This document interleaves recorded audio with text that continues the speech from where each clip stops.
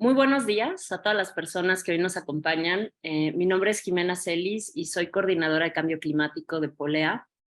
Y en nombre de la Secretaría de Planeación Urbana, Infraestructura, Movilidad, Medio Ambiente y Recursos Naturales del Gobierno del Estado de Baja California Sur y Polea, que es Política y Legislación Ambiental, con el apoyo del programa UK Pact del Gobierno del Reino Unido, les damos la más cordial bienvenida al webinar La adaptación al cambio climático para la reducción de la vulnerabilidad en el Estado de Baja California Sur.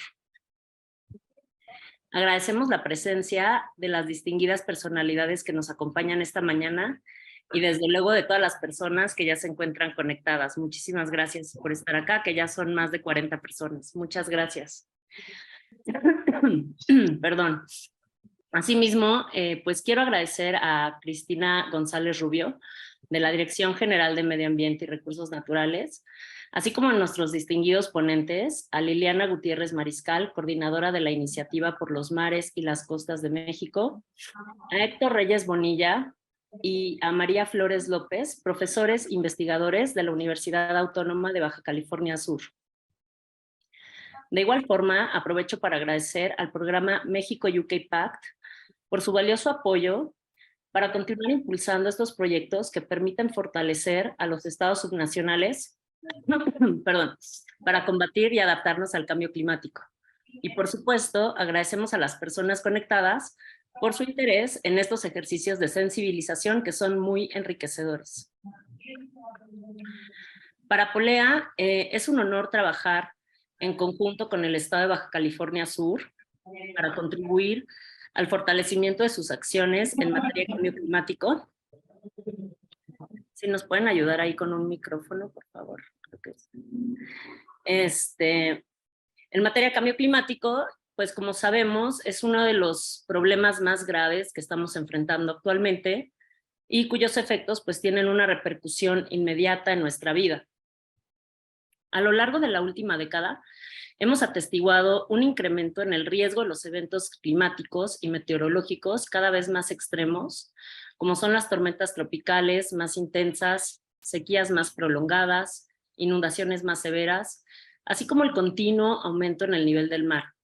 Todo ello se entrelaza, por ejemplo, con la reducción en la producción de alimentos, el estrés hídrico, la erosión y la desertificación de los suelos, así como el aumento de los daños a nuestros ecosistemas marinos, por mencionar algunos ejemplos. Frente a dicho escenario, es de suma importancia redoblar esfuerzos para trabajar en la implementación de acciones y medidas de adaptación al cambio climático en los sistemas naturales y humanos.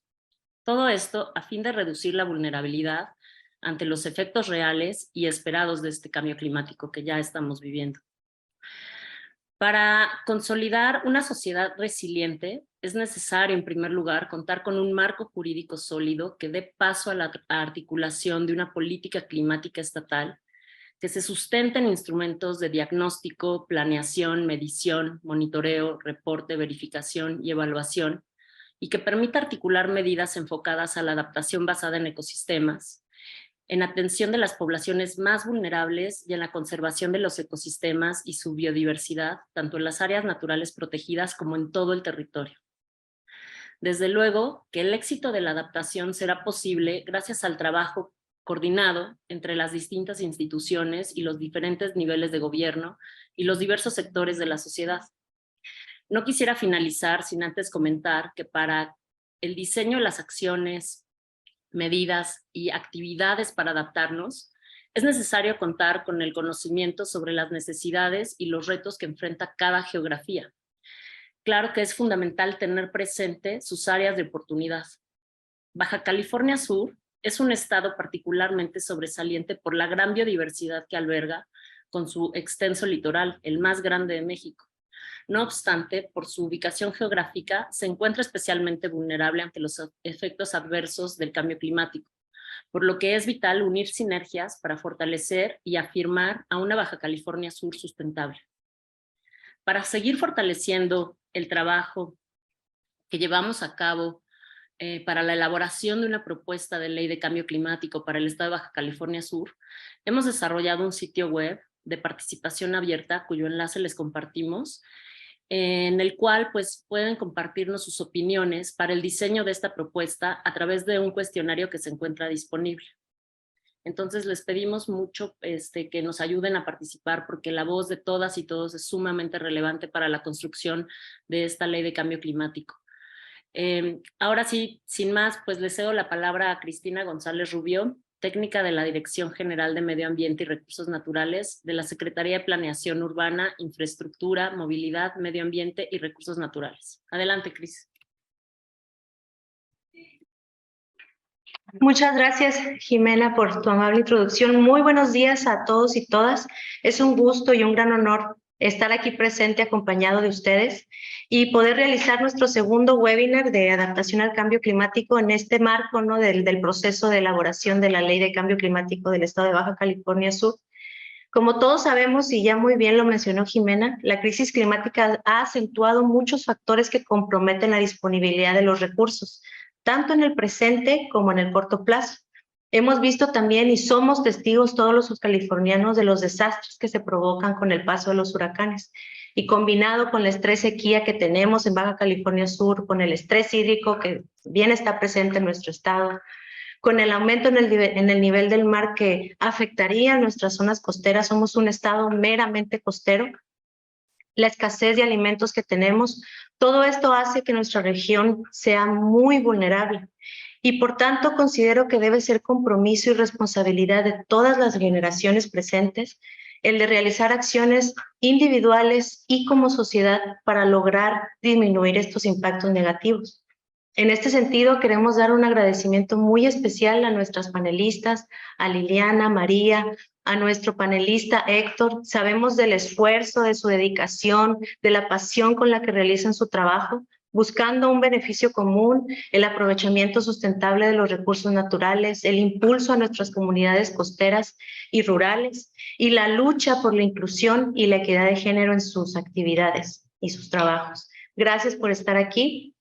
Queremos invitar a todos los participantes a que realicen muchas preguntas, a enriquecer estos procesos, estos espacios, aprovechar las herramientas tecnológicas que ahora nos permiten difundir aún más la información y para que todos juntos construyamos sociedades mejores informadas, con mejores herramientas que nos permitan hacer frente a estos retos de la crisis climática. Agradecemos, por supuesto, también el extraordinario trabajo que realiza el equipo de Polea. Han sido meses de mucho trabajo, muy intenso, muy productivo y estamos muy agradecidos con ustedes también. El programa de UK PAC del Reino Unido que ha hecho posible esto. Y sin más, pues en nombre de nuestro secretario, el ingeniero Marco Antonio Gutiérrez de la Rosa, de nuestra directora general, la bióloga Lourdes Gutiérrez Canet, les damos la más cordial bienvenida a todos. Muchísimas gracias. Muchas gracias, Cris, por tus palabras de bienvenida. Y ahora, de acuerdo con la agenda, nos acompaña la doctora María Flores López, profesora investigadora de la Universidad Autónoma de Baja California Sur, quien nos compartirá la presentación titulada Los datos climáticos e hídricos en la toma de decisiones rumbo al cambio climático. Posteriormente, el doctor Héctor Reyes Bonilla, también profesor investigador de la Universidad Autónoma de Baja California Sur, dictará la ponencia Resumen de las evaluaciones oficiales de la capacidad adaptativa y la vulnerabilidad al cambio climático de las comunidades del estado de Baja California Sur. Y por último, nos acompaña Liliana Gutiérrez Mariscal, coordinadora de Iniciativa por los Mares y las Costas de México, quien nos compartirá una presentación titulada Haciendo comunidad para dar respuesta al cambio climático. Finalmente, vamos a abrir un espacio para las preguntas de las personas que hoy nos acompañan y también les pido que en su pantalla hay un botón en la parte inferior del lado derecho que se llama preguntas y respuestas, entonces ahí sí nos pueden hacer llegar todas sus preguntas y marcar a qué panelista van dirigidas para que al final podamos dar un espacio para contestarlas. Y bueno, ahora antes de iniciar con las presentaciones, les solicito amablemente a nuestras distinguidas personalidades abrir sus cámaras para la toma de foto oficial del evento y les pido que vean al frente y nos regalen una sonrisa, por favor. Tú nos dices, Lorenza. Sí, a ver, volteen todos, una sonrisa. Listo, muchísimas gracias. Muchas gracias. Y ahora sí, pues damos inicio con las ponencias y en ese sentido le pido a la doctora María Flores López que tome la palabra hasta por 15 minutos para presentar su ponencia Los datos climáticos hídricos en la toma de decisiones rumbo al cambio climático. Ella es doctora en Ingeniería del Agua y Medioambiental por la Universidad Politécnica de Valencia, España. Por la misma universidad cuenta con una maestría en Ingeniería Hidráulica y Medio Ambiente con especialidad en ordenación, restauración y gestión de cuencas y tiene formación de ingeniera civil por el Instituto Tecnológico de La Paz, México. Es profesora investigadora del Departamento Académico de Ciencias de la Tierra en la carrera de Gestión y Ciencias del Agua y Geología en la Universidad Autónoma de Baja California Sur, representante académica de la carrera en Gestión y Ciencias del Agua y responsable del programa de manejo integral del agua en el campus La Paz de la misma universidad. Además, es miembro del Sustainable Development Solution Networks de las Naciones Unidas, de la Red Mexicana de Cuencas Hidrográficas, integrante del órgano técnico del Comité de Ordenamiento Ecológico Local del municipio de La Paz y del Grupo Especializado de Trabajo en el Consejo de Cuenca de Baja California Sur, entre otros. Cuenta con publicaciones, direcciones de tesis y participación como conferencista magistral en congresos internacionales y nacionales. Sus líneas de investigación comprenden el estudio de la hidrología superficial y subterránea, su relación con el manejo integral de cuencas y la gestión de acuíferos y el ordenamiento de los territorios. Su pasión es el estudio del agua. Pues adelante, doctora María, con su ponencia. Muchas gracias, Jimena, por la amable presentación. Muchísimas gracias a todos los que están aquí presentes y también muchísimas gracias a Polea por la organización de todo este evento. Pues si les parece, vamos a iniciar con la presentación. Voy a compartir pantalla.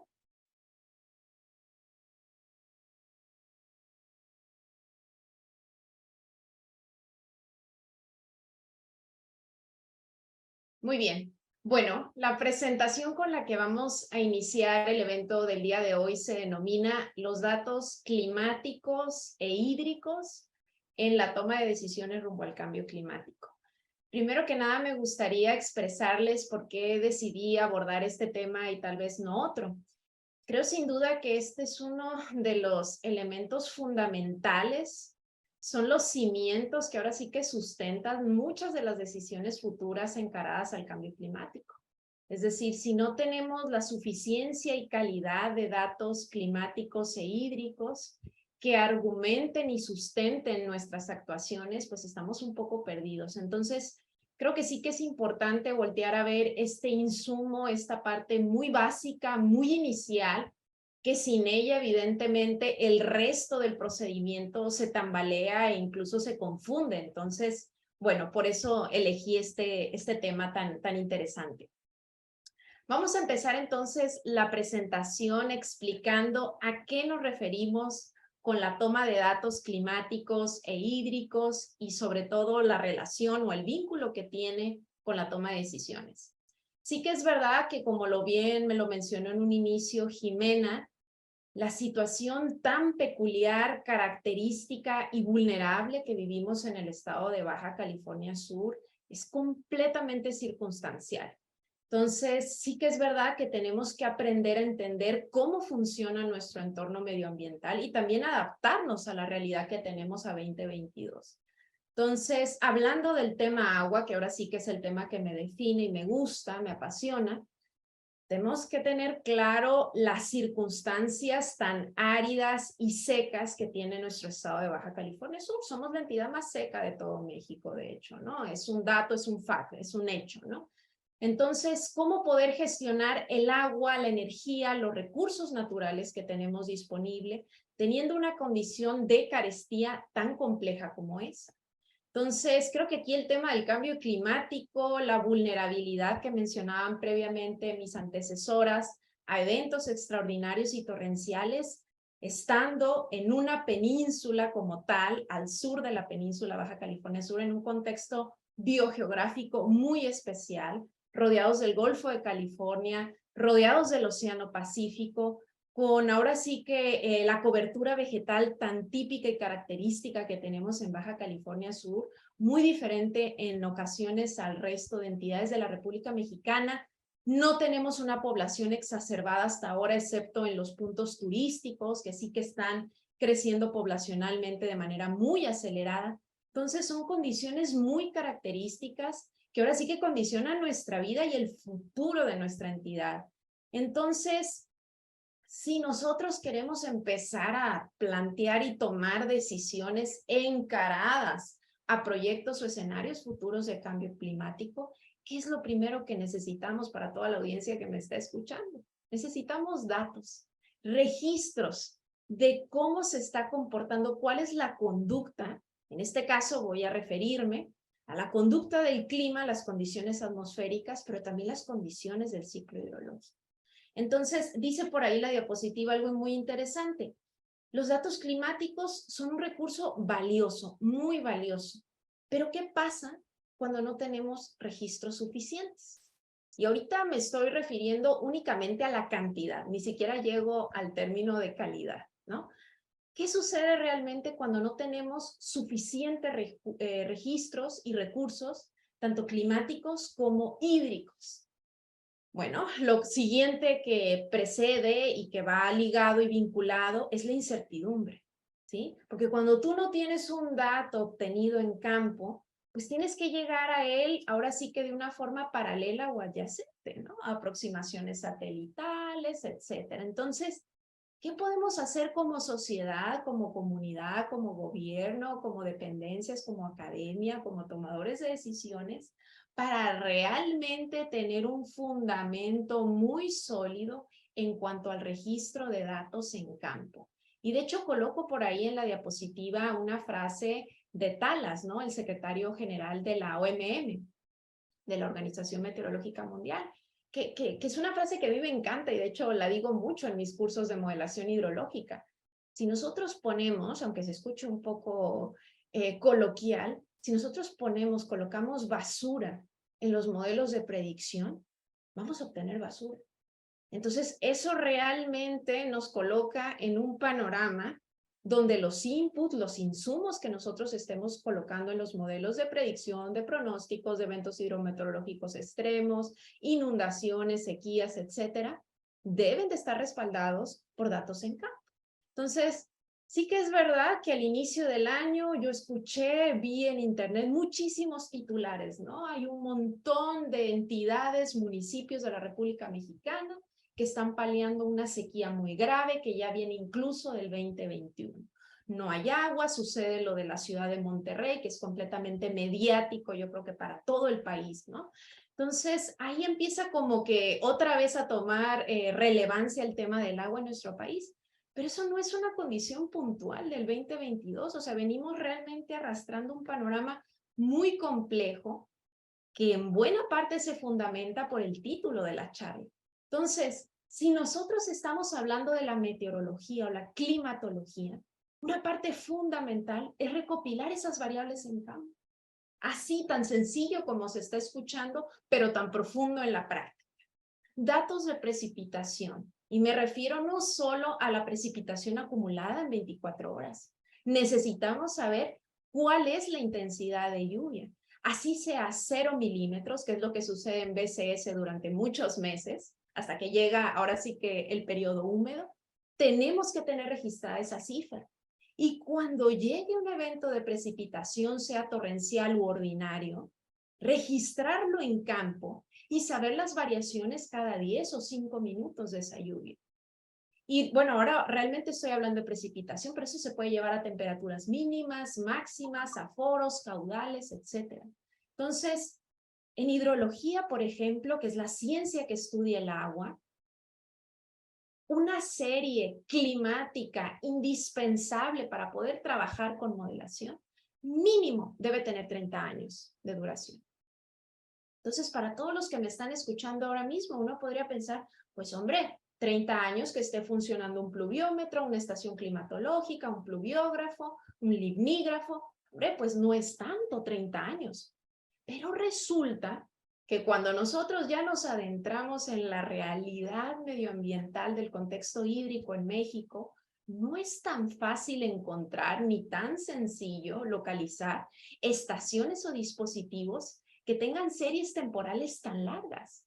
¿Por qué? Porque están inoperativas muchas veces las estaciones, porque ha habido algún robo, porque las estropean, porque las vandalizan en campo, etc. Y es muy complicado tener una red, por ejemplo, de estaciones climatológicas funcionando en toda la orografía tan diversa del territorio mexicano, las partes serranas, las partes llanas, las partes costeras. No es sencillo, lo adelanto y lo entiendo, pero creo que sin duda estamos muy lentos avanzando en el tiempo con la carencia de datos. Y sin esto, todo lo que venga después, proyectos, escenarios, modelaciones, pues ¿en qué lo estamos sustentando? Entonces, sí que es verdad y coloco este diagrama de forma muy sencilla para tal vez transmitir la idea que sin datos y personal capacitado que esté monitoreando esos datos y posteriormente procesándolos, estamos perdidos. Entonces, sí que es verdad que tenemos que trabajar una escala de trabajo regional o micro en algunos casos. Trabajar con microcuencas, con acuíferos, con nanocuencas, pero no podemos trabajar, por ejemplo, vamos a ver, les transmito algo. Se trabaja para un proyecto de inundabilidad en la ciudad de La Paz, capital, Baja California Sur, en una zona específica de la ciudad. Si yo quiero elaborar un modelo de cómo se va a comportar la inundación en una zona específica de la ciudad de La Paz, yo no puedo trabajar con una estación climatológica que está en el centro de la ciudad, por lo menos a 6 kilómetros de donde yo me estoy refiriendo. No puedo trabajar. Esos datos no tienen ninguna relación. Sobre todo también conociendo cómo se comportan nuestras lluvias convectivas en la ciudad de La Paz, que muchas veces son celdas de precipitación. La lluvia no es homogénea en toda la ciudad. Y eso es un ejemplo llano y burdo el que les estoy diciendo. Entonces, ¿con qué voy a alimentar mi modelo de inundación?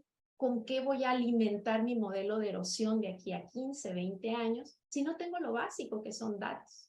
Entonces, una buena planeación, la tecnología que ya se dispone de ella, simplemente se trata de inversión y de presupuesto para poder acceder a ella, ¿sí? Son las que realmente nos van a poner ahora sí que los cimientos y los fundamentos de esto que les estoy comentando. Siguiente. ¿Qué está sucediendo en México con el tema del agua? Estamos viviendo una emergencia hídrica en todo México. Y realmente para la condición tan grave que tenemos, pues sí que es verdad que se ve pocas personas preocupadas. Como sociedad todavía no nos cae el 20, como decimos en México, no estamos reaccionando. Yo veo ponentes, casos en Chile, en Arizona, en California, y sí que es verdad que de pronto les ves que están completamente concienciados, que incluso hasta hay protestas y tal. Yo creo que en México todavía nos hace falta unirnos más y agruparnos más en este tema, porque es un escenario de no retorno sumamente grave. De hecho, en las zonas, por ejemplo, como Baja California Sur, que tenemos tandeo de agua, que no es como en otros estados que tienen acceso al recurso hídrico 24/7, nosotros tenemos tandeo, lo hemos normalizado ya desde hace muchos años. Entonces, ¿qué nos espera en los próximos años? ¿Con qué estamos trabajando si no conocemos los volúmenes reales, por ejemplo, de nuestros acuíferos? Es algo tan básico como tener esas cifras, no disponemos de ellas porque hay muchísima incertidumbre. Es como si yo ahora mismo les transmito a ustedes, ¿cuánto dinero tienen en su cuenta de banco? Yo creo que si no el 90, el 100%, sí va a saber cuánto dinero tiene en su cuenta de banco. Hombre, pues seríamos un poco tontos de no saberlo. Pero no cuantificamos lo que está sucediendo allá en campo. No lo hacemos. Entonces, hay muchísima carencia de datos. Les coloco esta imagen para ya ir concluyendo un poquito hacia la charla, de cómo los eventos relacionados, por ejemplo, con inundación, con tormentas, ahora sí que son las cifras o los porcentajes más recurrentes, los que conllevan más costos de afectación y los que desafortunadamente en México representan más muertos. O sea, lo que tiene que ver con el agua es un punto muy clave a tenerlo como prioridad en la toma de decisiones. Entonces, creo que estas dos gráficas a mí, vamos, me dan tristeza, pena, rabia, yo creo que tienen explicación por sí mismas, pero observen detenidamente la gráfica de la izquierda. Es una gráfica muy sencilla. Esto es producto de una investigación, en este caso del doctor Luis Brito de CIGNOR, que de manera muy clara nos coloca cómo han ido a la baja, ¿sí?, el número de observaciones diarias a través de las estaciones climatológicas a lo largo de los años. En los 80 hubo un pico en México y lo podemos ver en la gráfica, ¿no? Pero a partir de los años 2000, 2005, 2010 empiezan a bajar, cuando realmente se esperaría que el país se está ampliando, está creciendo poblacionalmente, hay más tecnología y más inversión. Esto evidentemente en otros países, ¿sí?, la tendencia es completamente diferente. Entonces, ahí es un foco rojo, una red flag de que algo no estamos haciendo bien. Y fíjense esta otra gráfica de la derecha, muy sencilla esta tabla. Tenemos algunas variables relacionadas a los datos climáticos: lluvia, evaporación, temperatura máxima, mínima y caudales o gastos, como le quieran llamar, ¿sí? No es nada profundo ni complicado, lo acaban de escuchar. Fíjense el porcentaje en todo México, este es un estudio muy reciente, el porcentaje de cobertura de series temporales, por ejemplo, de lluvia, relacionadas a más de 30 años. Solamente tenemos el 16% de series.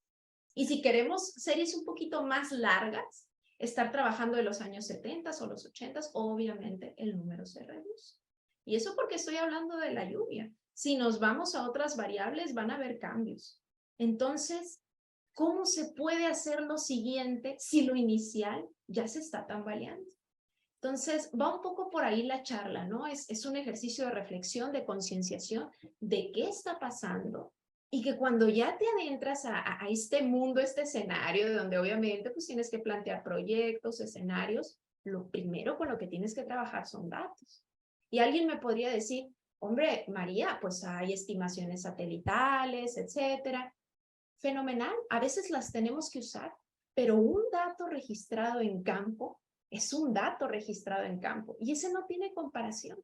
Es imprescindible para las calibraciones o validaciones de los modelos.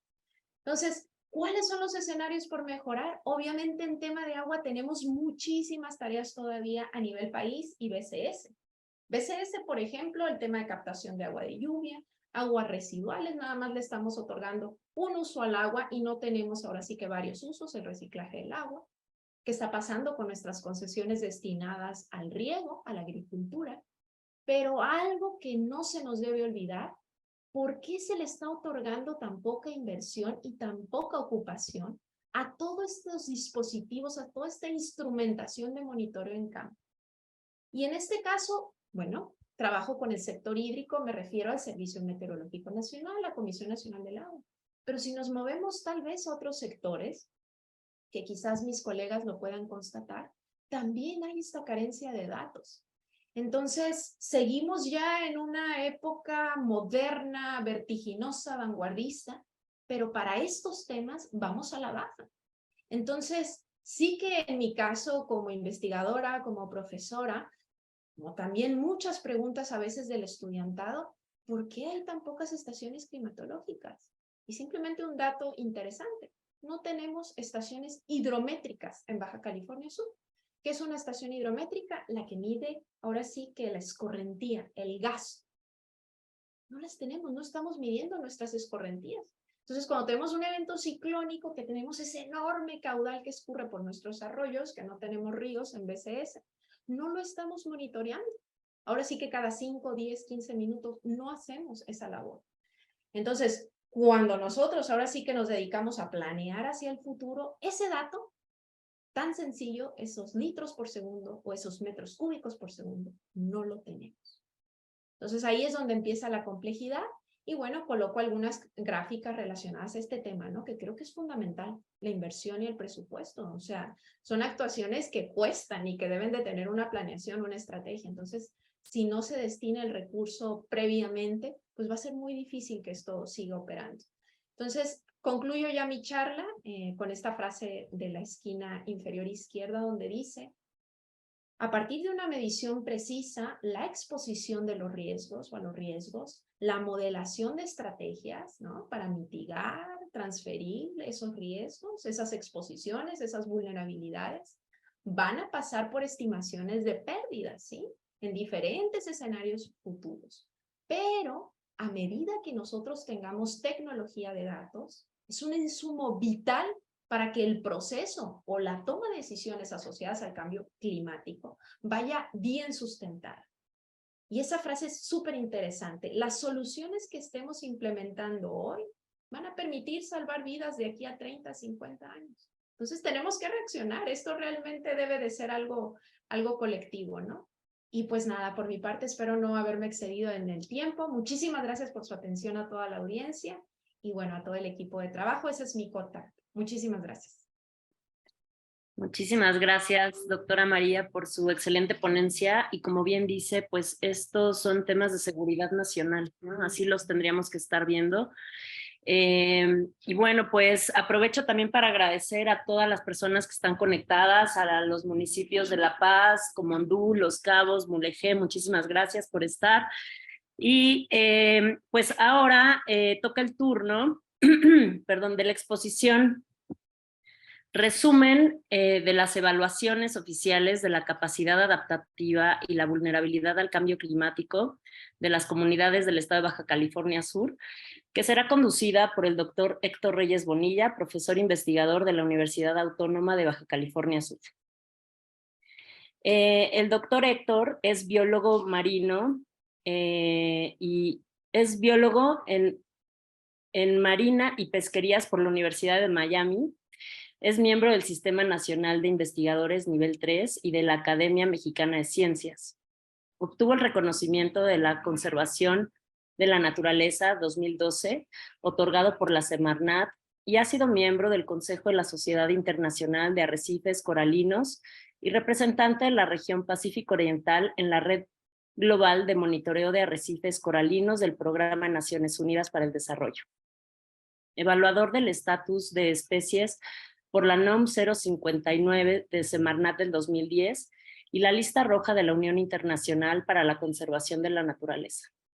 El doctor Héctor participó en la elaboración del Plan Estatal de Acción ante el Cambio Climático para Baja California Sur y el Programa de Adaptación al Cambio Climático de la Reserva de la Biosfera El Vizcaíno.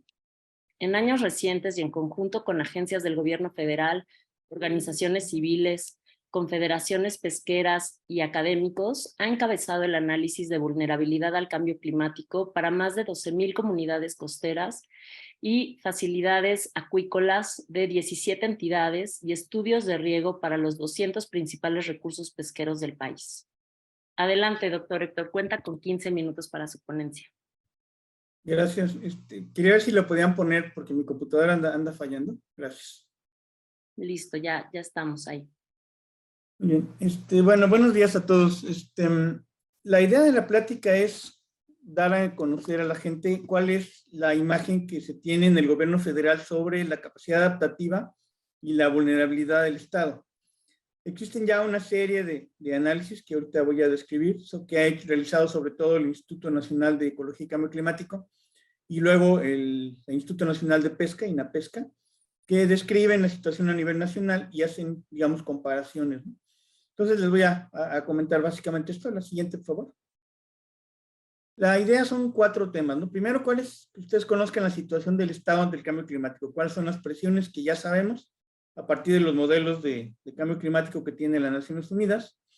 ¿Cuál es el grado de vulnerabilidad que tenemos? Y además, ¿cómo se evalúa en la práctica? Porque suena complejo. ¿Cómo puedo evaluar la vulnerabilidad de una sociedad ante el cambio climático? Hay ya una serie de métodos muy bien establecidos. Luego platicarles la situación en la que estamos en este momento en el Estado y al final son unas reflexiones que tienen que ver un poco con lo que mencionan y la importancia de tener un programa estatal de cambio climático. Siguiente, por favor. Lo primero es mencionar cómo sabemos esto del cambio climático. Obviamente es una larga historia y tiene 20, 30 años de investigación, pero ha ido cuajando, vamos a decirlo así, en una serie de modelos de computadora que han servido, digamos, primero se han hecho, son grupos supercomputadoras trabajando y grupos enormes de investigadores que toman información de la atmósfera, del océano, de la irradiancia que viene del sol, de muchos datos, y primero hacen un modelo hacia el pasado, tratan de, como quien dice, predecir el pasado. Y una vez que se predice bien el pasado, pues tengo confianza en que puedo predecir el futuro. Pero los modelos, lo que ven ahí a la izquierda arriba, son esos numeritos de 2.6, 4.5, es los niveles de elevación de temperatura. Se miden en watts por metro cuadrado, no le hagan mucho caso. Pero el punto está en que, por ejemplo, el modelo 2.6 es el modelo más, pues el que esperaríamos todos, casi que no se eleve demasiado la temperatura, que es, como ven ahí más o menos en la flechita, se esperaría que subiera nada más, entre comillas, 2 grados centígrados hasta 2100. Esto es muy importante. El cambio climático es lo que yo le digo, es un palo dado. Aún en este momento que detuviéramos la emisión de CO2 en el planeta con todos los planes que se tienen, de todas maneras vamos a tener efectos de cambio climático hasta final del siglo. O sea, ya no hay manera de detenerlo. Esto ya se nos pasó la ventana. Lo que podemos hacer ahorita es adaptarnos, y por eso los gobiernos de todo el planeta están buscando medidas de adaptación, ya no tanto de mitigación, porque ya esto ya está encima. En el peor de los casos, si estuviéramos emitiendo CO2 a pasto y todo el mundo quiere vivir como viven en Estados Unidos, vamos a tener modelos que se llaman 8.5, que la elevación de temperatura sería de 6 grados centígrados, e imagínense lo que implicaría en un lugar como Baja California Sur, que la temperatura promedio en invierno, pero en verano fuera de 48 grados centígrados. Entonces, o 44 grados, lo que sea. Entonces, todos estos son modelos de computadora que están ahí, los utilizamos nosotros para trabajar, y están basados en lo que ven a la derecha, que son las rutas socioeconómicas. Están basadas, aparte de la ciencia atmosférica, en cuestiones de cómo se va a comportar la sociedad. Ahí los pueden ver, les voy a dejar la presentación para que los lean con toda calma. Pero básicamente lo que queremos es quedarnos en el 2.6, ¿no? En desarrollo sostenible, o al menos que no se caliente demasiado. Eso que ven en la grafiquita arriba a la izquierda es la ventana que tenemos para poder evitar el problema mayor. Tenemos 10 años aproximadamente entre lo que estamos ahorita, que es 2020, y el 2040, digamos, es la ventana que tenemos para evitar que se convierta en una catástrofe mayor, ¿no? La siguiente, por favor. Esto es lo que da el Atlas Nacional de Vulnerabilidad al Cambio Climático para el estado de Baja California Sur en el peor de los casos, ese escenario 8.5. Como pueden ver, se supone que en la zona, digamos, de Santa Rosalía va a subir la temperatura casi 5 grados centígrados. Estamos hablando de la temperatura del aire. Entonces, si en Santa Rosalía ustedes han pasado por ahí en verano, saben cuánto se eleva, súmenle 5 grados. En la zona de Los Cabos, que está ahí abajillo, es una de las que menos va a subir, que es alrededor de 3 grados centígrados. O sea, nuestro verano en La Paz sería, les digo, ahorita andamos como en 39, andamos en 42 grados promedio, no en un año caliente, no en un año del niño, simplemente en el promedio. A la izquierda pueden ver la precipitación, que va a disminuir prácticamente todo el estado, particularmente en la zona sur. Estos son los datos oficiales del Atlas Nacional de Vulnerabilidad. La zona más afectada, como ven, es la zona del municipio de Los Cabos y el municipio de La Paz, con disminuciones de más del 12%, perdón, de disminución del agua. De por sí tenemos poca agua, de por sí está lloviendo poco, réstenle un 12% si se va a este escenario, que esperemos que no llegue. La siguiente, por favor. Esos datos están muy bien, están desde hace más de 10 años en el gobierno federal, pero faltaba la parte marina, faltaba que hiciéramos estas predicciones para el mar, ¿no? Entonces, este trabajo se realizó de la uso de la universidad, con SIGNOR y con muchas instituciones, apoyados por el Instituto Nacional de Pesca, y estos datos los pueden encontrar ustedes en INAPESCA. Si entran a la página web de INAPESCA Cambio Climático, van a encontrar no nada más los mapas, sino también los datos de cuánto va a cambiar la temperatura, la producción primaria y el oxígeno en el océano. Y esto es una imagen, volvemos al 26, está todo muy bien, si detenemos la emisión de carbono, casi no vamos a cambiar nada la temperatura, no va a subir mucho la temperatura en nuestra región. Pero si nos vamos al extremo de 8.5, como pueden ver, el Golfo de California va a subir el mar alrededor de más de 2 grados centígrados, o alrededor de 2 grados, lo cual ya para muchos organismos es dañino, ¿no? La siguiente, por favor. Esto es cómo va a cambiar la producción primaria, la cantidad de comida en el océano, y va a disminuir notablemente. De hecho, esto ya no es una predicción, ya sabemos en este momento, en los últimos 20 años, la producción primaria en el Golfo de California ha ido disminuyendo de manera lineal, cada vez hay menos comida en el Golfo, Entre las cosas que han cambiado, por ejemplo, es la salida del calamar. Ya no hay pesca de calamar en el Golfo de California. Ya no hay comida suficiente para un depredador superior. El calamar se fue al Océano Pacífico y está ahorita colonizando Estados Unidos y hasta incluso Canadá. Y allá lo están pescando cuando antes lo pescábamos en Santa Rosalía. Y esto es una cosa que ha ido cambiando en los últimos 10 años. Y obviamente tuvo una importancia económica superlativa en la zona de Santa Rosalía y en Sonora, ¿no? Que a lo mejor quizás no sabían de este problema, pero es un problema que ya lo tenemos encima, no es un modelo, no es una cuestión así, ¿no? ¿Qué otra cosa ha cambiado? La cantidad de oxígeno. La cantidad de oxígeno ha disminuido notablemente, como pueden ver está ahí en rojillo ese mapa. Esto es a futuro, pero aún en el presente. Y esto ha causado mortalidades masivas de moluscos en la zona del Guerrero Negro, ha causado disminución de la producción de ostiones, y varios otros problemas en este momento, en los últimos 10 años. O sea, estos casos, estos modelos que ven ahí, simplemente están reflejando lo que ya sabemos que está pasando en el Golfo de California y en la península de Baja California, y que ya está teniendo un impacto social muy marcado. La siguiente, por favor. Que bueno, ahí está el ejemplo, ¿no? La gente ha hecho su trabajo, la gente ha sacrificado, como dice ahí, la pesca, ha aumentado la cantidad de vedas, ha hecho un montón de cosas y sin embargo el recurso no regresa. El mejor ejemplo es la mano de león, no ha vuelto.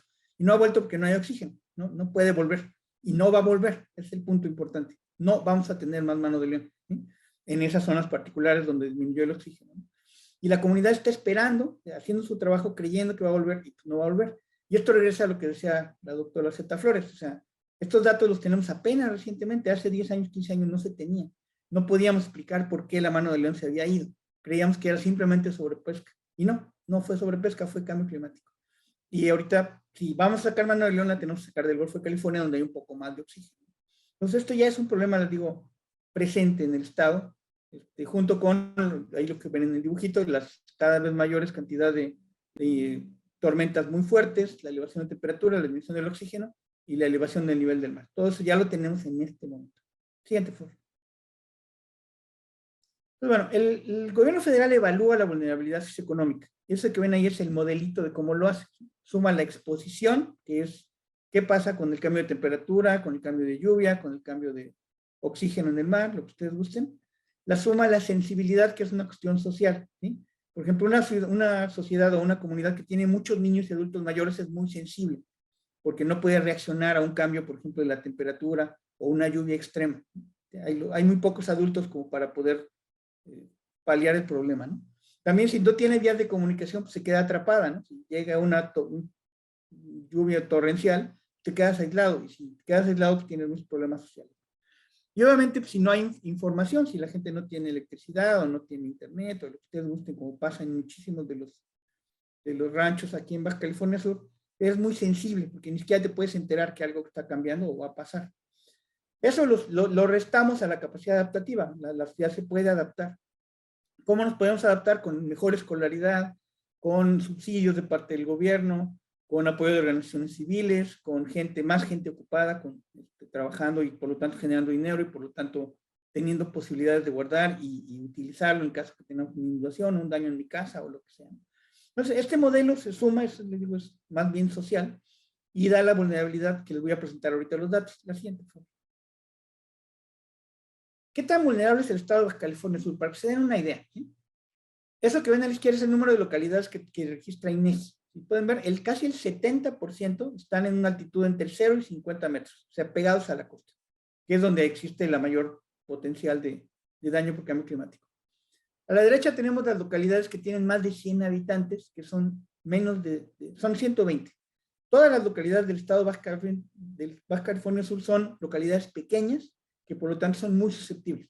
Están aisladas, son poblaciones pequeñas, son poblaciones con muchos niños, entonces es difícil que uno se pueda adaptar en esas condiciones, ¿no? Y la que ven abajo es el número de localidades donde hay más, cómo está la proporción de mujeres y hombres, ¿sí? Como pueden ver, la mayor parte de las localidades del estado hay más mujeres que hombres, ¿sí? Esto se debe a que digamos, hay un sesgo a que las ciudades grandes están jalando a los hombres por el trabajo, y las mujeres se quedan en las comunidades pequeñas. Y entonces lo que tenemos ahora es una enorme vulnerabilidad porque las mujeres, como ustedes saben, son las que más son afectadas por cambio climático, ¿sí? Porque su trabajo, tienen que atender a los niños, tienen un montón de responsabilidades que si están solas es más difícil atender. Y este es el escenario de Baja California Sur, ¿sí? Tenemos una gran dominancia de comunidades manejadas por mujeres que las hacen, es complicado, muchas localidades pequeñas y relativamente aisladas. La siguiente, por favor. ¿A dónde nos lleva? A estas son las proyecciones. Como ven, ya lo había comentado, el estado, si llegamos al extremo de 8.5, vamos a tener disminuciones de la precipitación de casi 12% y elevación de temperatura de hasta 4 grados. ¿No?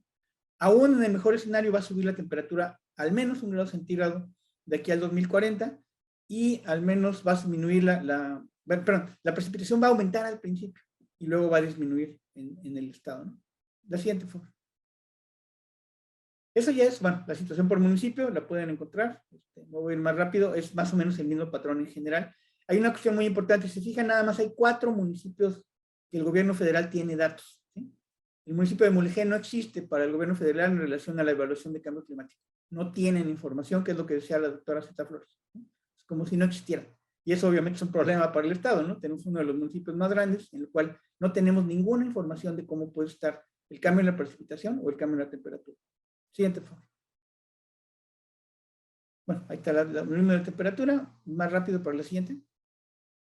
Quiero llegar a vulnerabilidad. Y esa es la vulnerabilidad. ¿Cómo estamos en la vulnerabilidad a nivel nacional? ¿Sí? Los municipios más vulnerables fueron analizados en esa publicación que ven y todos los de Baja California Sur, exceptuando la zona del Vizcaíno, caen como un nivel de alta vulnerabilidad a nivel nacional. Pero dentro de esa alta vulnerabilidad tienen baja vulnerabilidad. O sea, estamos mal, pero no tan mal. Ese es el mapa que pueden ver ahí. Los peores son esos que están en rojo, los medianamente buenos en verde, y los amarillitos son los que están muy vulnerables, pero no tan vulnerables.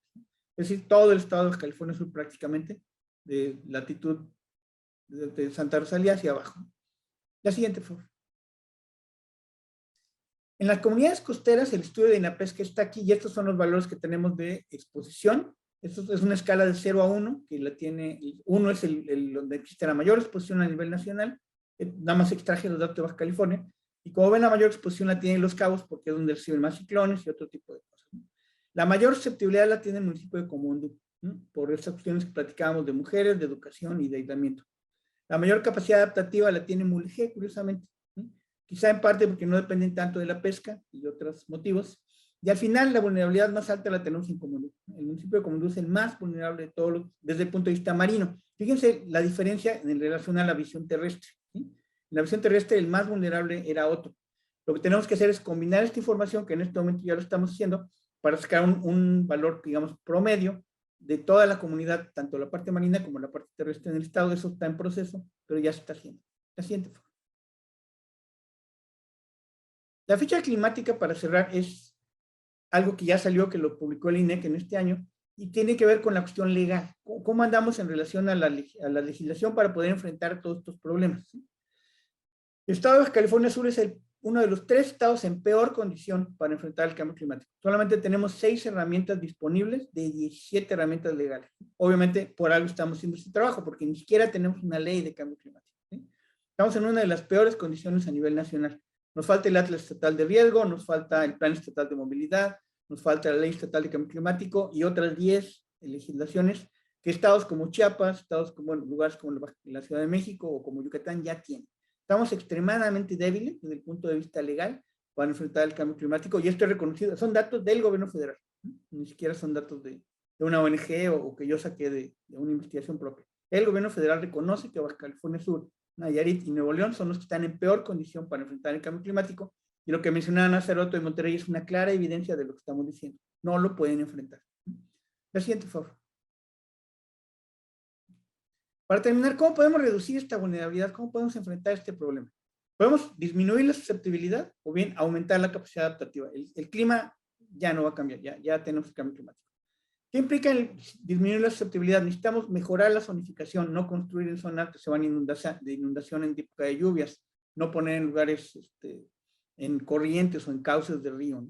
Construir represas para guardar el agua y entonces poder al menos tener un poco más de agua de eso que va a disminuir, ¿no? Y en el lado marino, pues la diversificación pesquera. Ya la pesca está en su límite máximo y como el climático va a cambiar, necesitamos diversificarnos, ¿no? Pero también es muy importante mejorar la conectividad. El estado no tiene mucha conectividad, muchas comunidades están aisladas, son muy susceptibles al cambio climático. ¿Cómo podemos adaptarnos mejor? Mejorando la calidad de educación, que es también un reto a nivel de gobierno, mejorar los servicios de salud y sobre todo disminuir el desempleo. A pesar de todo, somos uno de los estados que está en mejores condiciones, pero estamos en mejores condiciones de empleo en las ciudades, en las comunidades grandes. En las comunidades pequeñas tenemos un gran nivel de desempleo, una producción económica activa relativamente pequeña, y pues se tiene que ayudar, ¿no? Además tenemos que informar al público que todo esto está pasando, ¿no? Y lo último, como dije, el marco legal debe ser puesto al día. Estamos muy, muy, muy atrás en relación a esto para poder enfrentar el problema. La última, por favor. Entonces, nuestras reflexiones finales, ya estamos siendo afectados y vamos a seguir siendo afectados, ¿sí? Nuestra capacidad adaptativa es adecuada porque somos un estado rico, pero esto puede cambiar muy rápidamente y además estamos hablando sobre todo de las ciudades grandes. Las ciudades pequeñas no tienen esta capacidad adaptativa, necesitamos mejorarlas, ayudarlas a que los pueblos, las comunidades pequeñitas, ¿no? Pero en general el gobierno federal considera que somos poco vulnerables porque promedia todo, ¿no? En realidad sí tenemos debilidades en relación a estas pequeñas comunidades, ¿no? Y como bien decía la doctora Zeta Flores, tenemos que empezar a planear desde ya. Lo que no hagamos ahorita lo vamos a pagar literalmente en dinero y en vidas dentro de 10 o de 20 años. Necesitamos empezar a trabajar inmediatamente. Pues bueno, pues muchas gracias. Creo que me pasé de tiempo, pero gracias. Muchas gracias, doctor Héctor, por su ponencia y pues sí, recalcar que justo este ejercicio que venimos haciendo desde Polea con CEPUIMES justo para la construcción de esta iniciativa de ley de cambio climático para que el estado de Baja California Sur pues cuente con una ley de cambio climático tan necesaria como lo ha planteado en su ponencia. También quiero aprovechar para agradecer a las más de 60 personas que están conectadas en este webinar. Muchísimas gracias. Y también recordarles que nos pueden dejar ahí sus preguntas porque al final de esta última ponencia daremos un espacio para contestarlas. A continuación, Liliana Gutiérrez Mariscal, coordinadora de iniciativas por los mares y las costas de México, nos presentará su ponencia Haciendo comunidad para dar respuesta al cambio climático. Liliana es bióloga por la Universidad Nacional Autónoma de México. Obtuvo una maestría en Administración Pública de la Maxwell School of Citizenship and Public Affairs en Syracuse University de Nueva York y una maestría en Ciencias de la State University de Nueva York también, donde defendió la tesis Participación Pública en las Reservas de la Biosfera Mexicana, un estudio del caso comparativo. En 2002 al 2007 ocupó el cargo de directora de Política Ambiental en la Secretaría de Medio Ambiente y Recursos Naturales en México, donde coordinó los aspectos técnicos, legales y políticos para el diseño e implementación del Programa de Ordenamiento Ecológico Marino del Golfo de California. Desde el 2007 es miembro de la Red Latinoamericana del Manejo Costero Integrado. En 2019 fue directora ejecutiva de Noreste Sustentable. Liliana tiene amplia experiencia en procesos multisectoriales de alta complejidad y ha recibido formación del Centro de Colaboración Cívica en Resolución de Conflictos, Facilitación, Mediación y Comunicación Efectiva y en Aprendizaje Organizacional, Liderazgo y Diálogo por la Sociedad de Aprendizaje Organizacional. Es miembro de la Academy of Systems Change, exploradora de National Geographic y plataforma desde la cual ha impulsado la equidad de género en las iniciativas de restauración y conservación de las costas y los mares en México. Actualmente, Liliana es coordinadora general de la Iniciativa por los Mares y las Costas de México, esfuerzo dirigido a elevar el lugar que las costas y los mares tienen en la agenda política a través de la creación de una base social para estos ecosistemas y además continúa construyendo colaboración en torno a los esfuerzos de equidad de género y su impacto en la estrategia de restauración y conservación. Adelante, Liliana, cuentas con 15 minutos para tu ponencia. Hola, buenos días a todas y a todos. Qué gusto estar y compartir este espacio hoy con todas y con todos ustedes. Muchas gracias, María y Héctor, por las pláticas que precedieron. Creo que hace sentido ahora voltear a ver otra dimensión de este tema tan complejo que nos presenta hoy el cambio climático y la respuesta que vamos a dar como sociedad, y es justo lo que quiero ofrecer el día de hoy. Entonces voy a comparto yo, ¿verdad, Jimena? Sí, sí, si gustas o nosotros, como tú nos digas. Si pueden hacerlo ustedes, me voy a sentir más cómoda no tener que hacer Ok, las dos cosas, pero puedo hacerlo yo. perfecto. Ya Elsa está compartiendo. Muchas gracias, muchas gracias. La primera, por favor, ya mencionaba Jimena con anterioridad que en este momento colaboro en una iniciativa que se llama la Iniciativa por los Mares y las Costas de México. De manera muy breve, nuestra visión es que los mares y las costas ocupen un lugar prioritario en las agendas de gobierno, que la ciudadanía conozca la importancia de estos espacios, que actúe en favor de su sustentabilidad y disfrute de su uso con responsabilidad. Asimismo, que las comunidades costeras disfruten de una vida con bienestar. Y en ese sentido, nos hemos puesto a la misión de movilizar una base social por la sustentabilidad de los mares y las costas, que se organice y actúe en favor del uso sustentable y la protección de estos espacios. La siguiente, por favor. El día de hoy me gustaría compartir con ustedes 3 cosas: una enseñanza, una historia y una propuesta. La siguiente, por favor. La siguiente. Y quiero para la enseñanza, para compartir un elemento que puede sonar externo a lo que hemos platicado, a lo que se ha escuchado el día de hoy, pero aguántenme tantito, voy a hacer mi mejor esfuerzo para redondear por qué estoy trayendo la voz de Yasna Yaelena Aguilar Gil hoy a este foro. Yasna ya es muchas cosas, aquí nada más hay unas poquitas: lingüista, escritora, traductora, activista de derechos lingüísticos e investigadora mexicana. Es una mujer excepcional que en épocas recientes ha volteado a ver justamente los retos que presenta el cambio climático desde otra perspectiva. Y es justo su visión y su reflexión sobre la tecnología, el cambio climático y la colectividad la que quiero compartir en primera instancia el día de hoy. La siguiente, por favor. Yasna ya reflexiona y pone en el centro de su reflexión sobre la tecnología y el cambio climático al tequio. El tequio es una forma de trabajo colaborativo de apoyo mutuo y ella dice que desde el tequio se puede plantear una posibilidad de resistencia y de esperanza ante la crisis climática que hoy pone en riesgo la vida humana. En diversas comunidades de nuestro país, gracias al tequio se han construido escuelas, se han instalado sistemas de agua potable, se han realizado proyectos artísticos y ha resultado una estrategia de resolución de las necesidades de la vida cotidiana, de volver hacia esa colectividad para tomar los retos que nos presenta la sustentabilidad o la degradación social y poder como comunidad actuar de manera colectiva frente a estos retos. La siguiente, por favor. Yasna ya hace una reflexión con la mirada hacia el futuro, entonces pone el tequio como esta suerte de infraestructura comunitaria y social desde la cual podemos empujar acciones y dirige su mirada hacia la tecnología. Otra vez, les juro que va a hacer sentido al final de la presentación, pero cuando ella lo pone hacia voltear a ver a la tecnología, ella nos dice que puede ser una solución a la crisis climática que enfrentamos, el uso de tecnología, sí.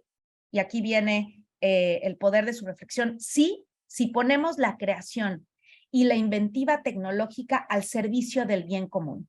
Y ese es el gran cambio al que nos invita Yasna ya, a que voltemos a ver nuestra situación actual poniendo en el centro el bien común. Y parecería una idea no solo buena, sino práctica y hasta como de sentido común. Sin embargo, no ha sido el caso. Las sociedades no se han desarrollado pensando en el bien común. La economía no se ha desarrollado pensando en el bien común y por tanto nuestros instrumentos de política tampoco han volteado a ver o han puesto en el centro el bien común. Sin embargo, si viéramos a la tecnología vista desde el tequio, entonces la creación tecnológica es un bien común y de código abierto en el que todos podemos participar.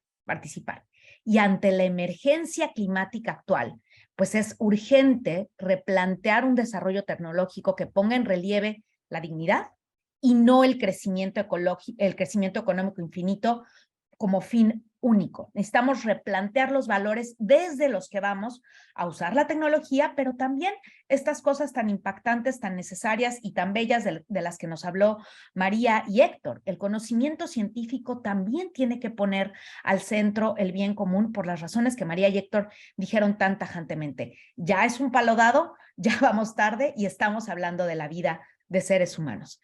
De manera que Yasnaya nos dice que apostar por tecnologías basadas en el trabajo colaborativo, más que en la competencia, es la manera de enfrentar el cambio climático usando la tecnología. La siguiente. Hasta ahí con la enseñanza. Yasnaya finalmente nos dice poner el bien común, replantear el modo en que trabajamos como sociedad y entonces poner la tecnología a funcionar en favor de la crisis climática. Una historia aquí en Baja California Sur, hoy en día en La Paz, en la comunidad del Manglito. La siguiente, por favor. Esta es la comunidad del Manglito. La siguiente.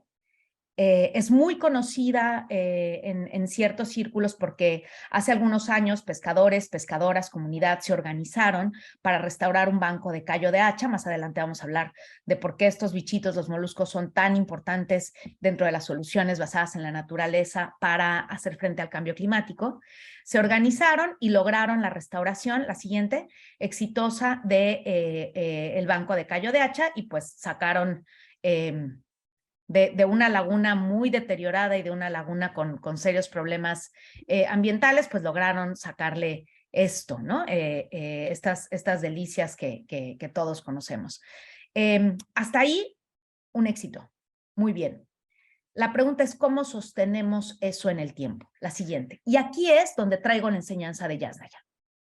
Poder sostener este tipo de resultados en el tiempo requiere ciencia, requiere gobernanza, requiere presupuesto y requiere una base social que esté configurada de manera distinta a como la hemos configurado hoy. Requiere de poner justamente el bien común en el centro. Estas son mujeres de la comunidad de El Manglito, hoy autodenominadas las guardianas del estero El Conchalito, 14 mujeres que cuando su comunidad logró la restauración del callo de hacha, hicieron una pregunta fundamental. Y en mis observaciones de procesos de restauración en el país, siempre me encuentro con esta constante. Es una observación. Estando junto a Héctor y a María, no quiero decir que es un dato corroborado ni que tengo, por supuesto, la ciencia atrás para sostenerlo, pero sí he observado que en proyectos de restauración y de conservación marina y costera, llega un momento en que las mujeres alzan la voz y hacen la pregunta, ¿y nosotras qué? Y tengo la sospecha que cuando eso ocurre es cuando verdaderamente estamos empezando a desgajar el sistema, la estructura social, política y económica que ha generado los resultados ambientales, sociales y económicos que vemos hoy, y empieza a emerger un paradigma diferente. Fue justamente la pregunta que estas mujeres se hicieron. La siguiente, por favor. Y decidieron tomar la respuesta en sus manos. Una vez restaurado el banco de callo de hacha, se enfrentaban a problemas de extracción ilegal tremendos y esta es la respuesta que ellas dieron. La extracción estaba teniendo lugar en el estero El Conchalito, por eso empezaron a ir a ese lugar y estaba ocurriendo en zonas muy someras. Ellas se organizaron para hacer autovigilancia y pues básicamente caminando con sus cuerpos, con sus voces, empezaron a defender esta pesquería que estaba en pleno proceso de restauración y en 3 meses contuvieron la extracción ilegal de este recurso, asegurando que el esfuerzo que había invertido su comunidad y la organización con la que habían trabajado tan de cerca, que es Noroeste Sustentable, pues mantuviera el beneficio de este esfuerzo. La siguiente, por favor. Obviamente no quedó ahí. Cuando mujeres empiezan a ocupar espacios públicos, y justamente por esto que decía Héctor, y esto sí estas observaciones sí han sido documentadas en varios estudios alrededor de Latinoamérica, por la visión que tienen las mujeres, justamente porque son amas de casa, porque son madres, porque son trabajadoras, porque son pescadoras, porque participan en la cadena productiva, tienen una visión completa e integral de su comunidad. Entonces, lo que ocurrió con estas 14 mujeres que empezaron a ocupar el espacio público del Conchalito fue que muy rápido se dieron cuenta que también estaba sucio, entonces que había que limpiarlo. Y muy rápido se dieron cuenta que era peligroso y que por eso la gente ya no se acercaba. Entonces empezaron a demandar el actuar del gobierno. Hoy, si ahorita terminando este seminario todos y todos ustedes se lanzan al Estero El Conchalito, lo que se van a encontrar es un área natural bella, es un área natural segura, es un área natural que está en pleno proceso de restauración de los manglares, hecho por ellas en coordinación con la Asociación de Wild Coast, y que es un espacio muy bello del que podemos disfrutar. Resultados directos de la colaboración, de la colectividad y de poner en el centro el bien común. A eso es a lo que se refiere Yasnaya cuando hace su reflexión de tecnología, y eso es exactamente lo que hicieron las mujeres del Estero El Conchalito. Y bueno, pues creo que ya quedó claro después de escuchar a Héctor y a María la importancia que tiene, por ejemplo, la restauración de manglares para hacer frente al cambio climático. La siguiente, por favor. El Banco de Cayo de Hacha fue en algún momento, se vio muy amenazado su crecimiento por la presencia de un tunicado. Eso rojo que ven no es parte de un cayo de hacha, lo invadió este tunicado. Y entonces todo este esfuerzo que había invertido la comunidad en la restauración, pues de pronto flaqueó mucho, ¿no? Y aquí es donde tenemos otra vez poner el bien común al servicio, ponerlo en el centro y aumentar nuestra capacidad de adaptación. Aquí la teoría es que son los yates que llegan a La Paz y los veleros los que provocan, los que traen estos bichos y provocan las invasiones al ser especies no nativas de estas aguas. Pero son fenómenos similares a los que podrían ocurrir por el cambio climático. La siguiente, por favor. Y aquí vino la reflexión de las guardianas. Ya estaban ocupando el espacio público del Estero El Conchalito, ya eran reconocidas y entonces han emprendido una jornada de capacitación para volverse las anfitrionas de este espacio. Ahí en la fotografía pueden ver a doña Rosa sosteniendo unos binoculares. Es impresionante la ornitóloga nata que es esta mujer y cómo está construyendo esta capacidad para poder ser ellas las anfitrionas de turistas, de visitantes, de nosotras, de los paseños y los paseños cuando vayamos a esa zona. Otra vez, estrategias rápidas de poder cambiar, de poder adaptarse hacia los cambios y poniendo el bien común siempre en el centro.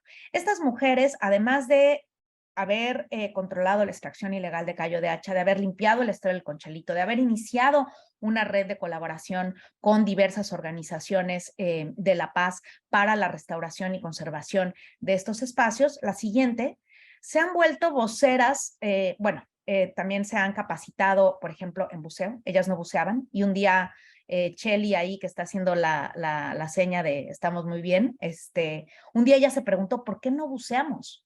Y también han aumentado sus capacidades, de manera que hoy empezaron solo vigilando vía terrestre y hoy son capaces de desarrollar dentro de su propia organización pesquera que se llama OPRE, colaborar con organizaciones de la sociedad civil y también voltear a ver a su comunidad para atender la agenda comunitaria, ¿no? La siguiente, por favor.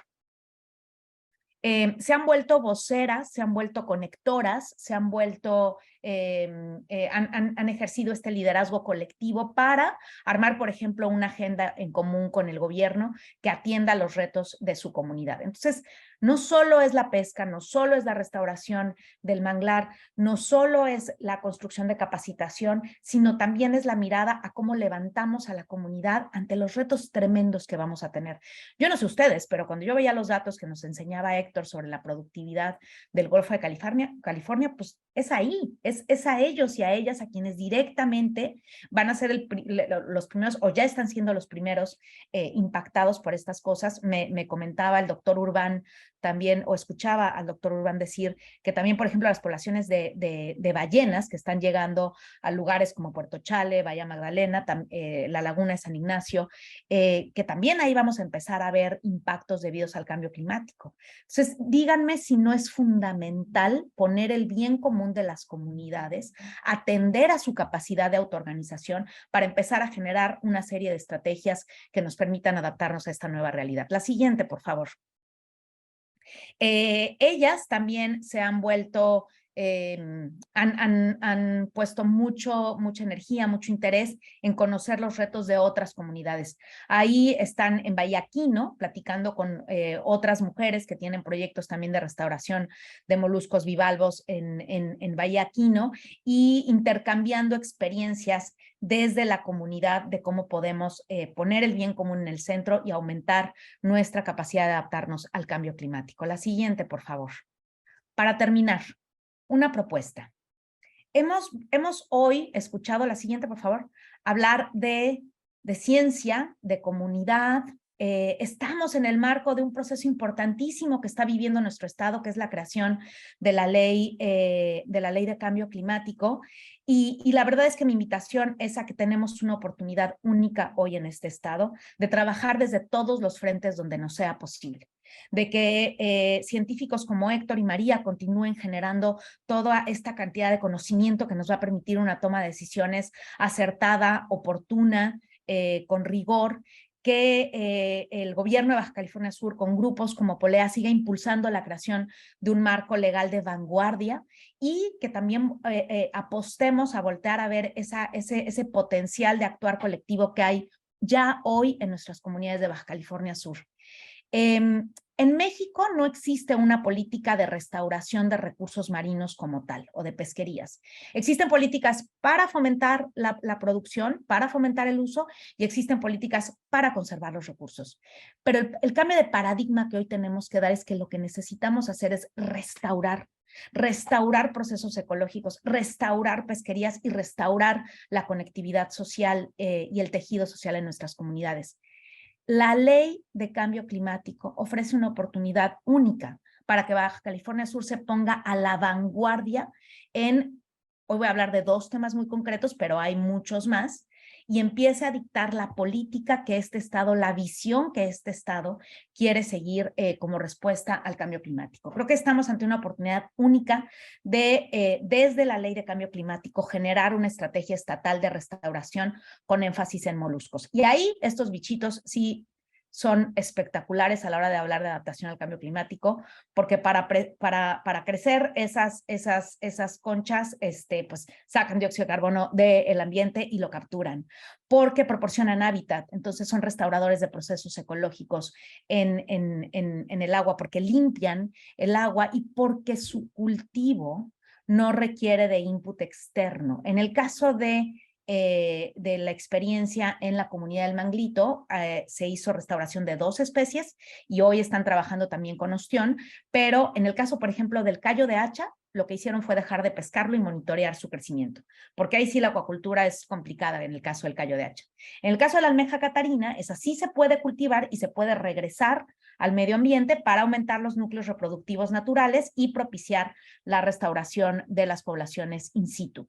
Entonces, esos son 2 casos, pero hay muchísimos en Baja California Sur. Hace rato hablaba Héctor del caso de la mano de león en el Pacífico, donde ya la problemática es diferente, pero como en el Golfo de California, sí podríamos voltear a ver procesos de restauración y hay muchísimas especies más, porque este estado, cuando las diosas terminaron de bordarlo, lo que pusieron aquí de manera natural fue el tema de los moluscos, ¿no? Y este estado podría ser el referente mundial del cultivo, el consumo y el conocimiento de moluscos, en proyectos donde sean los hombres y las mujeres de mar los que estén a cargo y entren, por supuesto, en colaboración con otros actores privados y públicos, en igualdad de circunstancias para restaurar las pesquerías, que los beneficios lleguen directos a las comunidades y es correcto si capital privado o público también se puede ver beneficiado en esquemas de igualdad y de equidad de circunstancias. Estamos hablando de restauración pesquera y marina, pero también estamos hablando de restauración social. También estamos hablando de avivar ese gen que tenemos del tequio, del actuar colectivo y de la capacidad de enfrentar juntas y juntos estos problemas. La segunda, y con eso termino, las dunas en este estado. La siguiente, por favor. ¿Me pasan la siguiente? Gracias. También en el marco de la creación de esta ley tenemos la oportunidad única de proteger las dunas del el estado de Baja California Sur. Otra vez, estructuras naturales, ahora nos gusta decir soluciones basadas en la naturaleza, lo mismo que el tema de la restauración pesquera, pero tenemos la oportunidad de integrar a las comunidades a la toma de decisiones sobre el modelo de desarrollo que queremos ejercer. No es lo mismo construir sobre una duna que construir atrás de una duna. Y hoy está muy claro los efectos. Cristina en su intervención inicial nos hablaba de los efectos devastadores que tienen y que van a seguir teniendo los huracanes en nuestras comunidades. Y por lo tanto, ahí hay una línea de protección natural que ya está puesta y que hoy nuestro movimiento más sabio es protegerla, integrando el conocimiento científico, que además somos afortunadas y afortunados en Baja California Sur, porque tenemos una plantilla de hombres y de mujeres que día a día están estudiando, colectando datos, generando respuestas. Entonces, usemos ese conocimiento para detectar dónde están los puntos críticos a los que no se puede supeditar ningún otro interés, porque está en el interés común de todos nosotros protegerlas y generar un nuevo paradigma de desarrollo. Uno, que nos lleve a la reflexión original de Yasnaya, a recuperar el bien común como eje central de nuestras decisiones y el actuar coordinado y colectivo como tal vez la última oportunidad que tenemos de aminorar el palo que ya está dado, como lo dijo Héctor. Muchas gracias. Aquí concluyo. Muchísimas gracias, Liliana, por tu estupenda ponencia y por darnos ejemplos de cosas que ya están sucediendo en el estado de Baja California Sur, bien importante, y tratar de reproducirlos, ¿no? Tratar de que haya cada vez más este tipo de acciones y de generar este bien común y comunidad, como bien lo señalas. Pues bueno, ahora, bueno, quiero agradecer a las y a el panelista por sus valiosas aportaciones y todo lo que hoy nos han compartido. Y ahora, pues vamos a dar inicio a la ronda de preguntas. Agradecer a todas las personas que nos han dejado sus preguntas, a Oscar,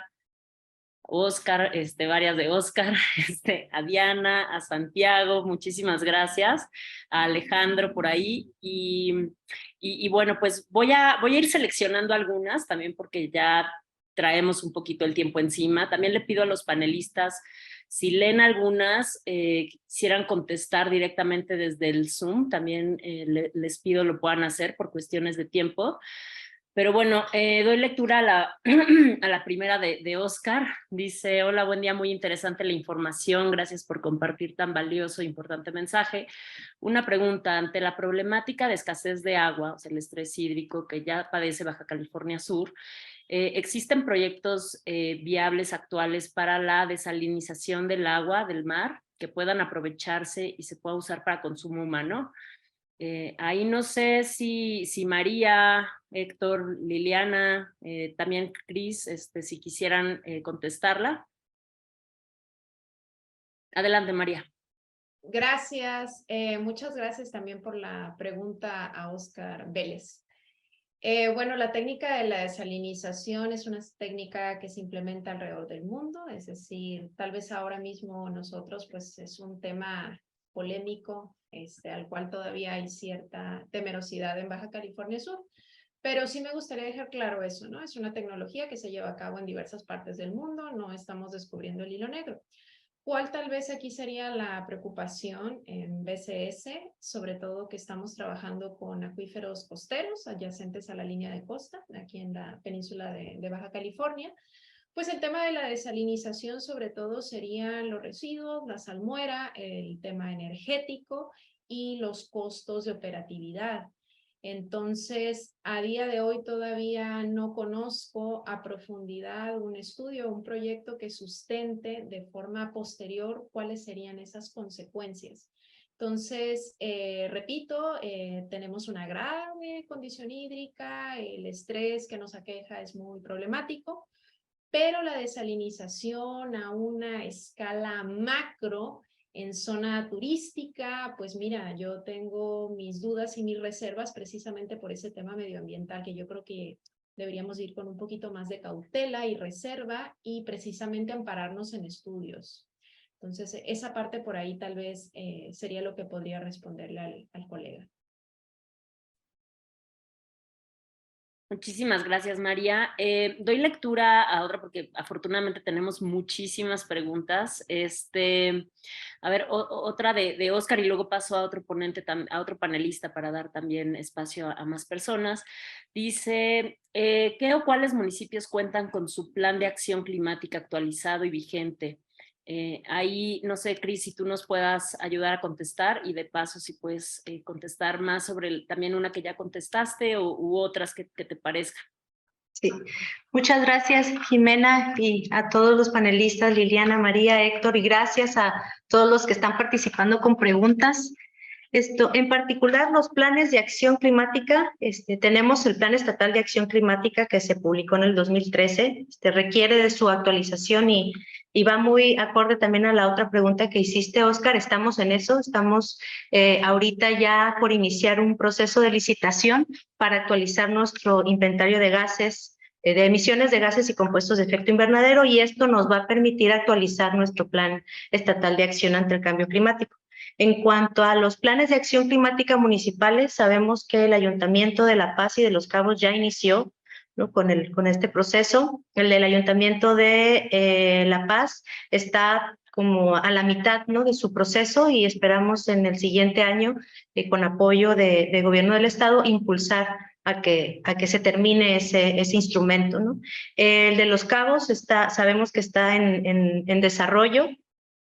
Si necesitan mayor información, pues con mucho gusto les pasamos el contacto de los compañeros del Ayuntamiento de Los Cabos. Y uno de los objetivos que tenemos como parte de la presente administración es fomentar que todos los municipios tengan sus planes de acción climática.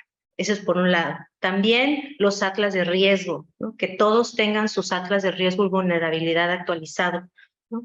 Como parte de las acciones que también estamos realizando, y como bien lo dijo Liliana, esta es una oportunidad única. Estamos en una etapa en la que estamos desarrollando y actualizando nuestro marco normativo en materia de medio ambiente.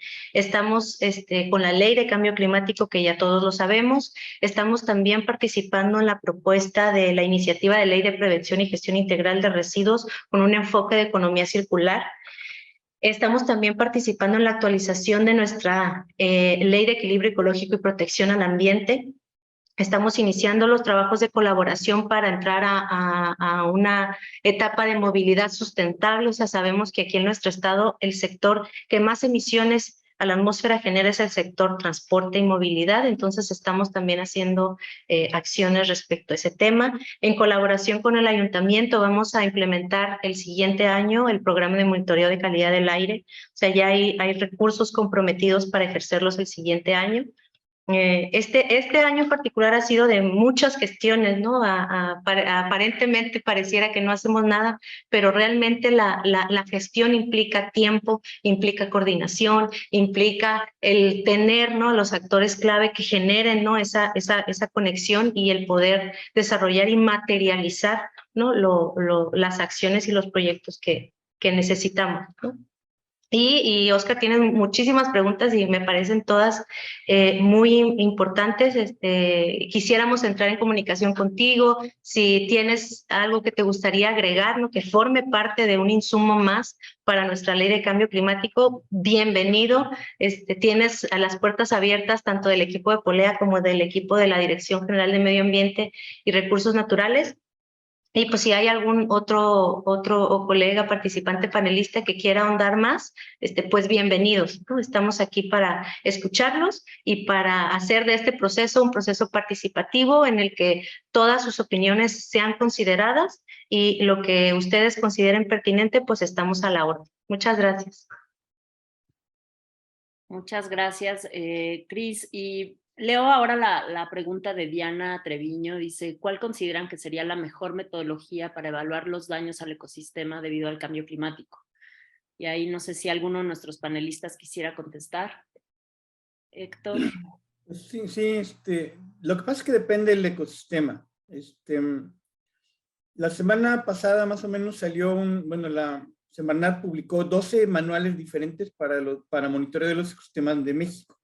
Están en internet, los pueden encontrar en la página, ¿no? Son los manuales oficiales de monitoreo para arrecifes, selvas, manglares y una serie de ecosistemas, ¿no? y si ustedes le dan una revisada, son muy diferentes los métodos, ¿no? Es muy distinto trabajar en un bosque o en un pastizal que trabajar en una arcilla de coral. Entonces, realmente los métodos existen. El detalle, como decía la doctora Cita Flores, que a veces no hay datos históricos. Tenemos los monitoreos muy recientes, no sé, inventó 5 años, y no sabemos qué pasó, ¿no?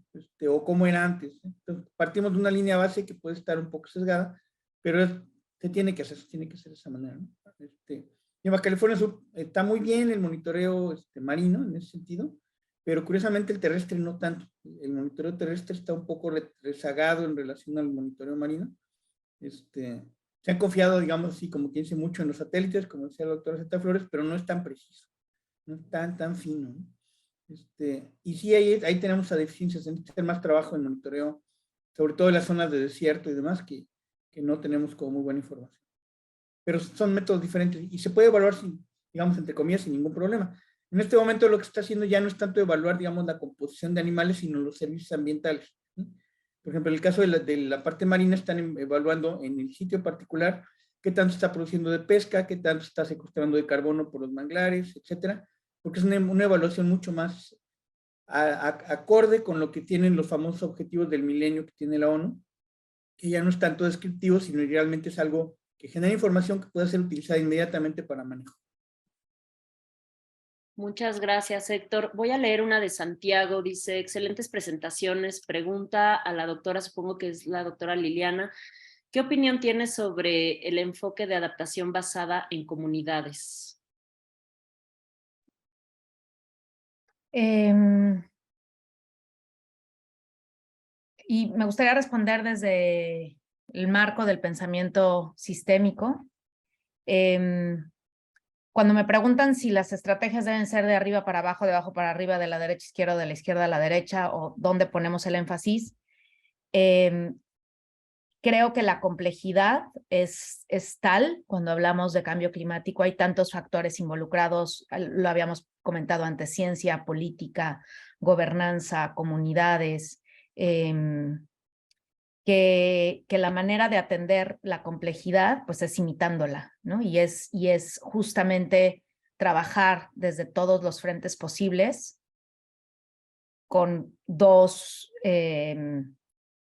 características peculiares, sabiendo qué está en juego y por lo tanto qué debe de estar en el centro. Y yo creo que ahí es donde otra vez reitero el llamado de Yasnaya. El sistema que hemos generado no ha puesto en el centro el bien común y por eso vemos los resultados que vemos. Ha privilegiado el saber versus el aprender, por ejemplo. Por eso tenemos tantas limitantes para adaptarnos. Ha privilegiado la competencia sobre la colaboración. Por eso es tan difícil entrenar otra vez el músculo de la colectividad. Ha privilegiado el modelo de liderazgo único asociado a una persona, en general con características de buena oratoria, de aparentar saber hacia dónde va, versus el liderazgo colectivo, que es mucho más la propiedad emergente de un sistema que está bien conectado. Entonces, trabajar desde todos los frentes, obviamente la comunidad siendo uno de los centrales, porque hemos dicho que es el bien común el que tiene que estar en el centro, y aumentar nuestras capacidades de comunicación entre sectores, de escucha del sistema y de visibilizar las voces que no tienen el privilegio que otras voces sí tenemos, ¿no? Por eso también las cuestiones de igualdad y de equidad son centrales en el reto que tenemos por delante. Entonces, mi formación o deformación tiene que ver con el tema del pensamiento sistémico y ahí coincido en que lo que está en el centro es la acción comunitaria y la búsqueda del bien común. Muchísimas gracias, Liliana. Leo una que va también dirigida al doctor Héctor, de Alejandro Castillo. Dice, comentaste que la mano de león no regresará, puesto que las condiciones ambientales en el Pacífico cambiaron drásticamente. En términos de restauración de bivalvos, ¿se cuenta con algún mapa que identifique qué especies y en qué zonas de Baja California Sur se podrían implementar las propuestas que plantea Liliana, considerando los impactos presentes y futuros de cambio climático? Sí, de hecho, en este momento hay un estudio en proceso apoyada por la Fundación Packard, que está construyendo la universidad, INAPESCA y muchas otras instituciones, precisamente mapeando los sitios donde de aquí a 2040, que es el horizonte que utilizamos, se van a poder presentar las condiciones óptimas para la presencia de los organismos. Y el enfoque va dirigido, porque lo dirige INAPESCA, precisamente a las especies que tienen que ver con beneficios acuícolas y de pesquerías, ¿no? El enfoque está en Baja California, son muy centrados hacia la almeja chocolata, por ejemplo. Les interesa mucho la chocolata. Están evaluando la cantidad de carbono, lo que decía la Liliana, de que cuánto carbono está fijándose en las conchas, cuánto, etcétera, porque ese carbono no se queda en el mar, como se extrae el animal completo y se tira, realmente es un carbono secuestrado de la atmósfera. Si se quedara en el mar se deshace y se vuelve como otra vez CO2, pero es un carbono secuestrado. Es un estudio que ya está en proceso, lo está haciendo una investigadora de la UAF, ¿no? Entonces sí hay cierta información, y va a haber de aquí a final del año que entra, fácil unos 50 o 60 de los principales recursos de moluscos mapeados, tanto para Baja California como para Yucatán, se está haciendo el estudio, para poder hacer esto. Pero sí se puede generar, bueno, la información va a estar, o sí, quizá ya está en algunos lugares. Muchas gracias, Héctor. Y otra pregunta también de Gloria, dice, ¿el modelo de vulnerabilidad que presenta socioeconómico también puede ser aplicado para un modelo socioambiental con los mismos factores que presenta, o estos cambian? Es un poco complicado porque la parte de adaptación de los animales al cambio climático no hay mucha información. Se hacen experimentos, hay mucho trabajo fisiológico, pero es un poco arriesgado, ¿no? Pues apenas realmente se está entrando. Lo que se hace es eminentemente socioeconómico. Lo que estamos haciendo en el estudio que comento de INAPESCA, lo pueden encontrar ahí en la página, es que se modelaron la distribución de los animales y se mete como un factor. Por ejemplo, si en Invento Santa Rosalía está la pesquería del calamar, y el modelo dice que se va a mover el calamar, lo metemos como un factor de riesgo. No podemos meter volúmenes o cosas tan finas, pero sí como un factor de riesgo potencial. Y sí les puedo comentar, ahí lo pueden ver en el mapa, la zona con mayor riesgo potencial en Baja California Sur es frente a Bahía Magdalena, donde va a haber más movimiento de los recursos, así, por cuestiones que está en la transición del calor al frío. Ahorita está volviendo todo cálido, entonces todos los recursos, como quien dice, frío, se van, y eso puede afectar incluso no nada más a los recursos pesqueros, sino obviamente también a ballenas y a tortugas. No sabemos qué puede pasar, porque si se pone muy caliente el agua no hay pasto, si no hay pasto no hay tortugas, y si no hay tortugas se mueven al norte. O sea, puede haber un efecto mucho más grande, digamos, incluso al sector turístico. Claro. Pues muchísimas gracias, Héctor, Liliana, María, por sus excelentes participaciones, y también agradecer muchísimo a todas las personas que nos dejaron sus preguntas. Pues ahí les pido a nuestros panelistas que las que no nos dieron tiempo de leer, pues si pueden ahí también irlas contestando de manera manual, se los agradecemos mucho. Voy a ya por tiempo también pasar ya a la lectura de las conclusiones, y bueno, pues agradecemos la valiosa intervención de nuestras y nuestro panelista, quienes reiteraron la urgencia de hacer frente a los retos que supone la crisis climática a la que ya nos estamos enfrentando. Como bien decía Cris, es un compromiso que tenemos todas las generaciones para actuar y reducir la vulnerabilidad de los sistemas naturales y humanos.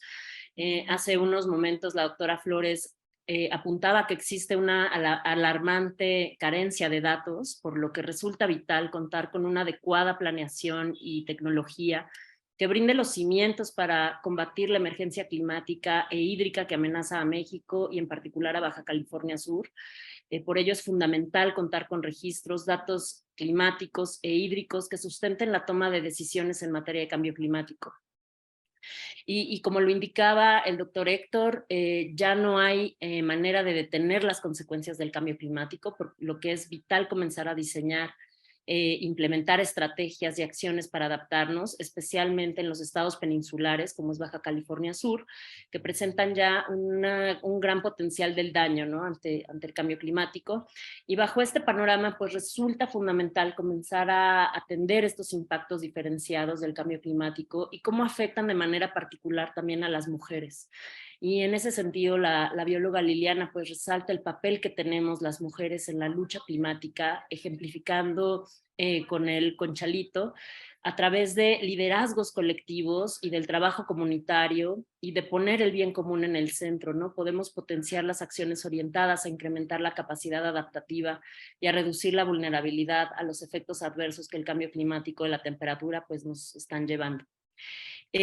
También he visto que muchos de los que asistieron a este webinar nos preguntan cómo pueden participar. Pues bueno, les recuerdo que por parte de Polea con CEPUIM, pues tenemos un sitio web y aquí les dejamos el código QR para que lo puedan escanear desde sus teléfonos, en donde hay un cuestionario en línea y ahí ustedes pueden participar. Este cuestionario es una consulta, es una participación abierta para que todo el mundo pueda entrar y dejarnos sus impresiones para la construcción de esta ley de cambio climático. Para nosotros es bien importante escuchar a la mayor cantidad de voces en el Estado.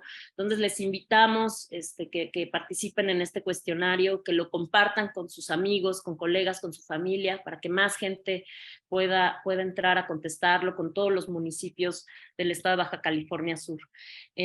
Nuevamente agradezco a nombre de la Secretaría de Planeación Urbana, Infraestructura, Movilidad, Medio Ambiente y Recursos Naturales del Gobierno del Estado de Baja California Sur y Polea, que con el apoyo del programa UK-PAC del Gobierno del Reino Unido, y a todas las personas que nos acompañan esta mañana por su tiempo y sus valiosas aportaciones.